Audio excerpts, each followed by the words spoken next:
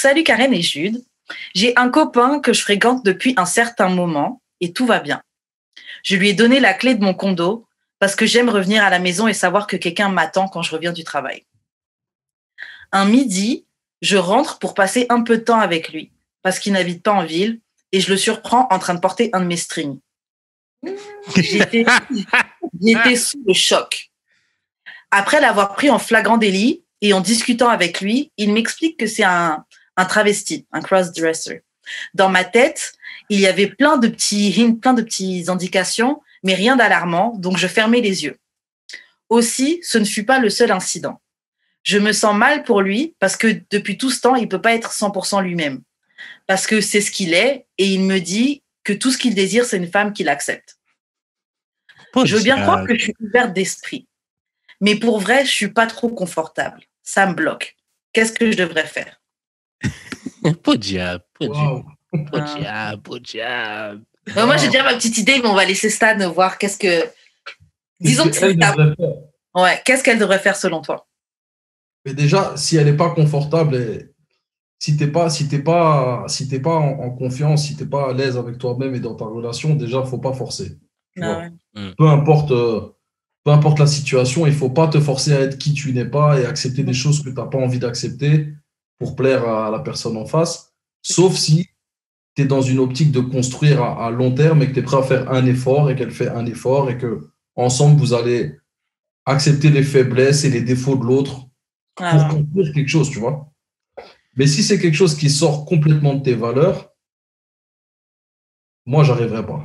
Moi, déjà, je rentre, je ne suis pas une femme, mais je rentre et je vois monsieur Monsieur.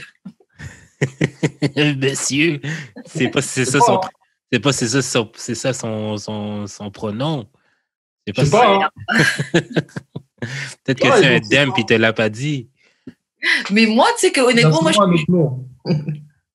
T'as dit quoi? Il a sûrement un autre nom aussi. Grave. Ouais, quand il est dans le... En tout cas, bref. Moi, quand il est dans le scene. J'ai pas envie de glisser, dire un truc bizarre. Quand il met ses talons hauts puis il fait des covers. Moi, perso, là, pour moi, je pense que pour notre anonyme, tout se résume dans la phrase où elle dit qu'elle n'est pas confortable et que ça la bloque.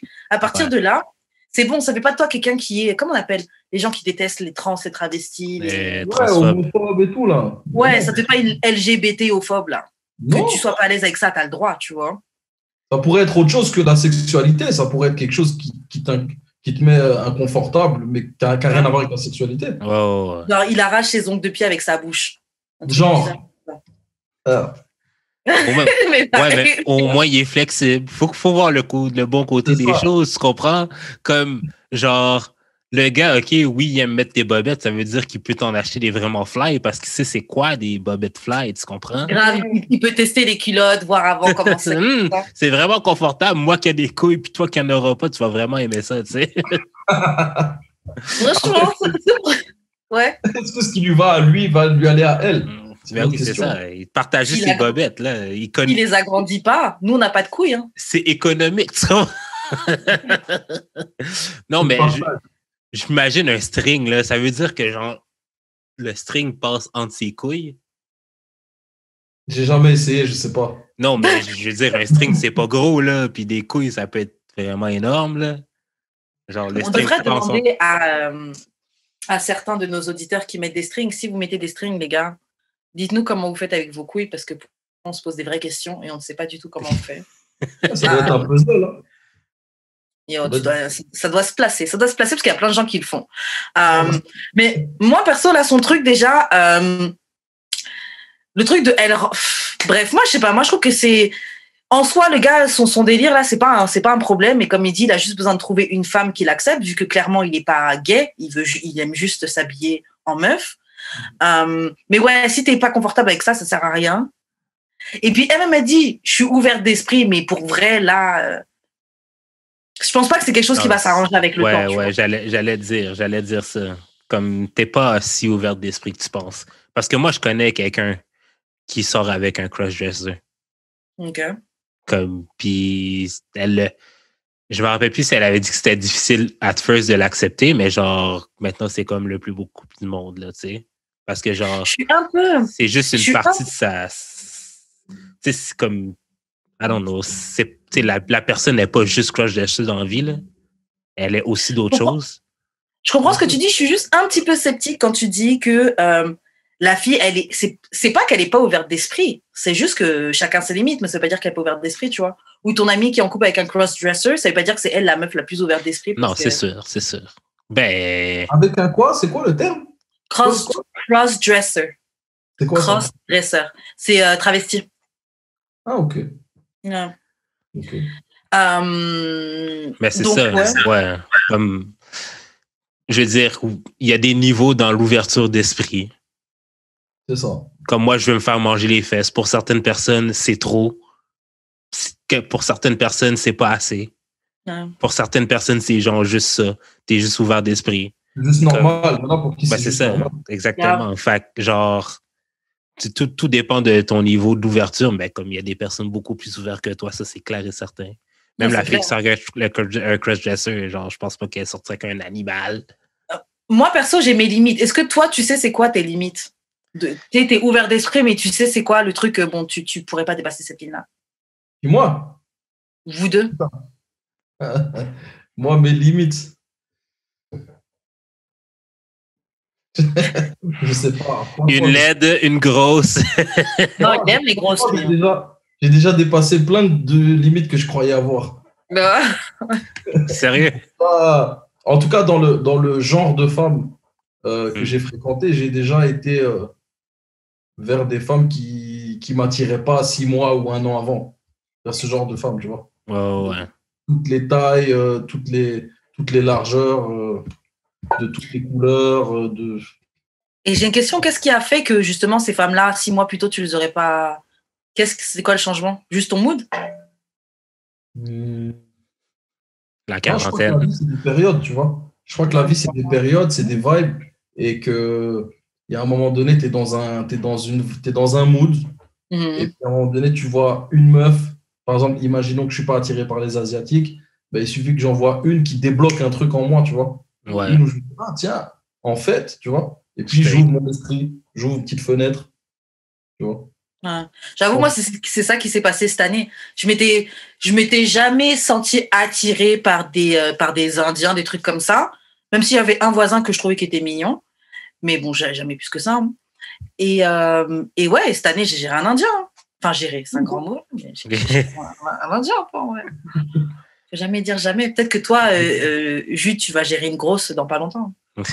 Ça m'étonne. T'aimes pas les grosses? J'aime les tics, mais pas plus que tics. C'est ce que je disais avant. Non. Mais en fait, c'est quoi? Judric, il explique que quand il fuck avec une fille qui est grosse, qui est en surpoids ou quoi, il dit il jouit trop vite. Il dit que c'est... Et apparemment, c'est toi aussi qui me disais que les meilleures fellations, c'est les grosses qui les font? De base. de base. C'est ça que j'allais dire. Est-ce que tu nous confirmes, c'est fait? Mais en fait, c'est parce que nous, on avait une théorie, mais tu sais, les théories de la street, des fois, c'est n'importe quoi, tu vois. Mais on se disait, c'est parce qu'à chaque fois, elle se dit, c'est peut-être la dernière fois, tu vois. Ouais. J'ai déjà entendu ça. Laisse-moi dire, OK, que, tu sais, on a une auditrice, une anonyme qui m'écrit souvent parce qu'elle aime beaucoup le podcast, puis genre, laisse-moi dire qu'elle manque pas d'opportunités, puis... C'est clair. Oui.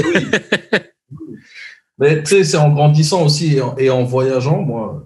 En voyageant, j'ai beaucoup appris à découvrir et le monde et les femmes, que tu commences à mettre de côté des anciens préjugés, des anciens stéréotypes. Petit à petit, tu comprends que en fait, tous les goûts sont dans la nature et vraiment. Un jour, on m'a présenté un couple, j'étais dans le New Jersey, et on m'a présenté un couple où le gars, il était énorme, genre il faisait plus de 2 mètres, et sa copine était très petite, tu vois. Et il m'expliquait, enfin, la personne qui me les a présentés m'expliquait qu'en fait, eux, quand ils faisaient l'amour, ils n'arrivaient pas à s'embrasser. Enfin, quand ils faisaient l'amour. Pour la pénétration, ils n'arrivaient pas à s'embrasser. Et s'ils s'embrassaient, ils n'arrivaient pas, tu vois. Ouais. Parce que physiquement, les tailles, c'était pas possible. C'est trop bizarre. Ça doit être trop particulier. Et moi, je dis, grimper. Mais c'est pas ton rêve, Karen? Pour être ensemble. Au début, moi, c'est ça que je dis, mais c'est qu'ils ne comprennent pas ou quoi? Ça veut dire que. Et en fait, ils étaient fous amoureux. Donc, ils trouvaient des techniques, quoi. Ça arrive. Est-ce que vous avez quelque chose à ajouter pour notre anonyme? Moi, OK, je vais rajouter, since qu'il n'y a pas de gars à Montréal, puis que c'est juste ça son échoue, tu fais ta difficile. T'abuses. T'abuses. Tu fais ta difficile, t'es piqué. T'es piqué. Non. Ok, moi, j'avais rien à ajouter. Hein? Vas-y, Stan. Il faut qu'elle sache pourquoi. En fait, si c'est vraiment elle qui n'est pas capable d'accepter ça, ou si c'est le regard des autres. Ouais, c'est ça. Parce que des fois, on se dit, je peux pas accepter ça en public. Ouais. Tu vois? Mais quand c'est des choses que, en vrai, si ça reste privé, tu es capable de l'accepter, tu peux deal avec. De toute façon, en vrai, on a tous géré des gens qu'on n'assume pas. On a tous déjà fait des bails avec quelqu'un qu'on n'assume pas. Tu vois? Donc, juste ça, là, c'est la preuve qu'on a beau dire des trucs, oui, moi, c'est ci, c'est ça. En vrai, là, on est tous capables de gérer des choses qu'on assume. On va jamais revenir, parce qu'il faut savoir carrément, on était coloc à Montréal. Et tu vas jamais revenir et me tenir la tête comme ça en disant, mais qu'est-ce que je fais? J'étais trop loin. Je t'ai vu remonter les escaliers en train de secouer la tête, genre, qu'est-ce que je fais? Vraiment, où je me prends la tête et elle me dit, qu'est-ce qu'il y a? Je dis, non, je vais trop loin. C'est plus possible. Il y avait une gosse surtout quand tu avais dépassé, parce que tu aimes bien les filles en chair, mais tu avais une là, tu avais dépassé tes. J'avais tout dépassé, toutes mes limites. Elle m'a fait un piège aussi. Ah ouais? Elle m'a pas prévenu. C'était un catfish. C'était trop tard. Attends, mais qu'est-ce qui s'est passé? Je crois que c'était une meuf que j'avais vue sur Tinder. Mais tu sais bien, les filles qui sont très enveloppées et elles savent que le monde, des fois, est méchant avec les filles les gens sont grossophobes, là. Et ben, elles montrent que le haut dans leurs photos.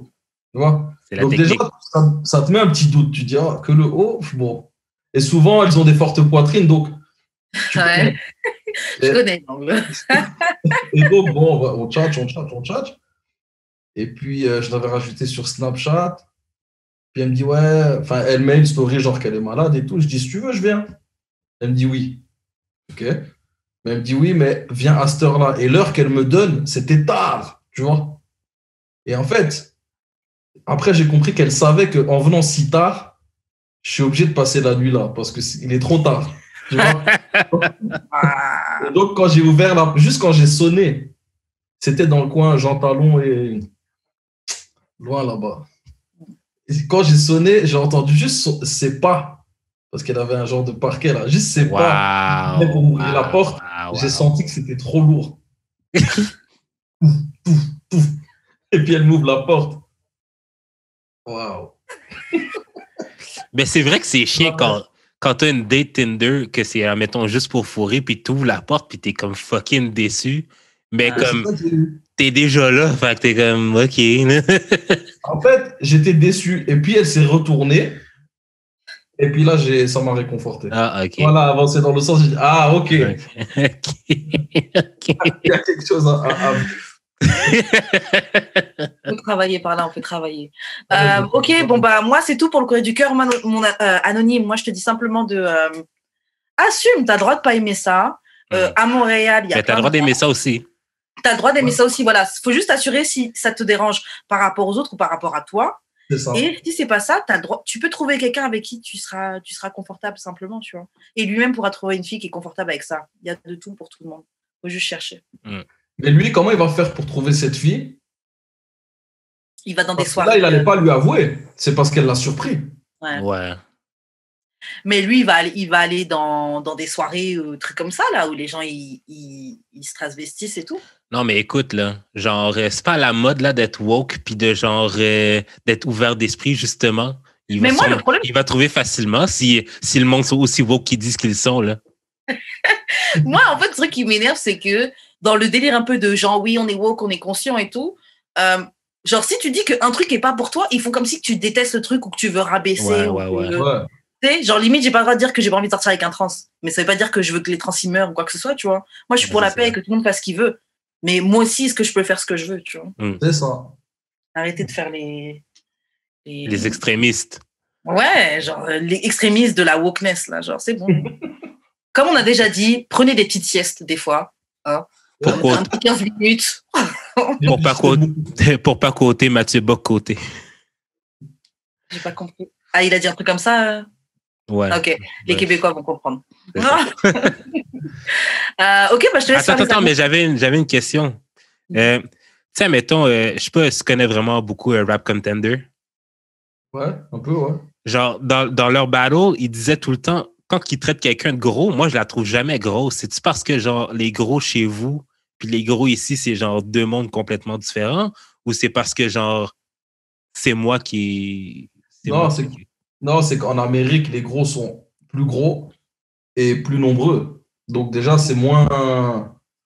Il y en a beaucoup plus, tu vois.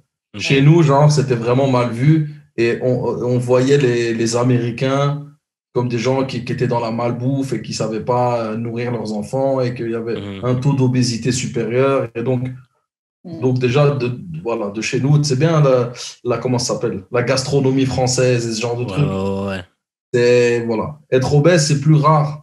Bah, peut-être que maintenant, c'est beaucoup moins le cas. Ouais, maintenant, ça se fait un peu plus. Hein, de plus en plus. Bah, à l'époque, c'était plus rare d'être obèse chez nous que chez vous, je crois. Ouais, je pense aussi.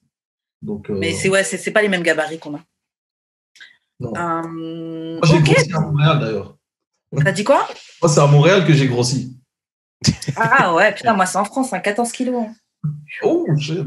14 kilos. C'est pour ça que tu montres que le haut maintenant. Ah, gars. Waouh. J'ai appris avec les filles de Tinder. Mes amis, les plus gros, là, ils m'ont appris. Vas-y, Jude, je te laisse faire les annonces de fin. Et puis, vous pouvez nous envoyer vos courriers du cœur au d'amour et de sexe podcast@gmail.com. Sur notre Instagram d'amour et de sexe, dans nos Instagrams respectifs, Jus d'expérience Wesh Karen. Si vous voulez envoyer des voice notes, c'est pas grave, mais c'est mieux en texte. Sinon, on va commencer à mettre les audios ici, puis tant pis pour vous si on vous reconnaît. Ah, c'est vrai, l'anonymat. Moi, je ne modifie aucune voix sur ce podcast. Et comme dans les entrevues. Fucking dark. Puis sur Twitter aussi, vous pouvez nous envoyer sur DAEDS-podcast.